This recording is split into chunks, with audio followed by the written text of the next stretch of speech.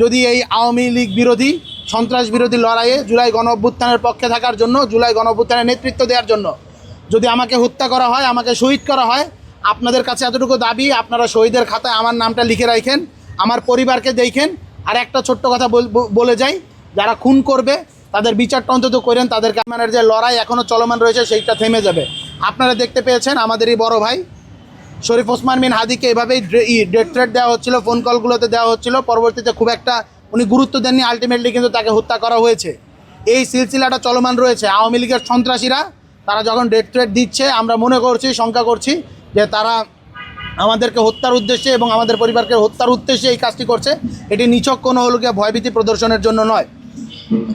বাংলাদেশ সরকার এবং বাংলাদেশের পুলিশের কাছে আমরা একটা জিনিস দাবি করব, সেটি হলো গিয়ে শুধু আমরা আমাদের নিরাপত্তার দাবি করছি না, আমরা আমাদের নিরাপত্তা সেভাবে চাইছিও না।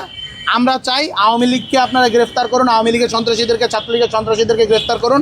তারা যে বিভিন্ন সময়ের ভিতরে হলো গিয়ে আবার মাথাচাড়া দিয়ে ওঠার চেষ্টা করছে, পায়তারা করছে, জঙ্গি কায়দায় নাশকতা করার চেষ্টা করছে, সেটি প্রতিহত করুন, তাদেরকে অ্যারেস্ট করে বিচারের মুখোমুখি দাঁড় করান।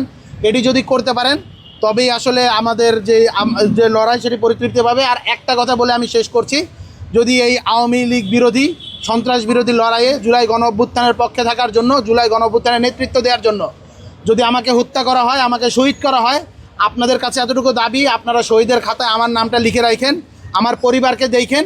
আর একটা ছোট্ট কথা বলে যাই, যারা খুন করবে তাদের বিচারটা অন্তত করেন, তাদেরকে আপনারা ধরেন, তাদেরকে এরা ছেড়ে দিয়েন না। শরীফ ওসমান বিন হাদির আমরা দেখতে পেয়েছি, ফয়সালকে এতদিন পরে ধরা হয়েছে, তাকে আনা হবে কি হবে না সেটা নিয়ে বক্তব্য নাই।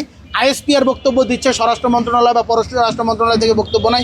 এইরকম যাতে আমরা বা আমি বা আমাদের মতো যারা রয়েছে তাদের যদি হত্যা করা হয়, এই টাল বাহানাটুকু যাতে না করা হয়, এই বলে আমি আমার বক্তব্য শেষ করছি।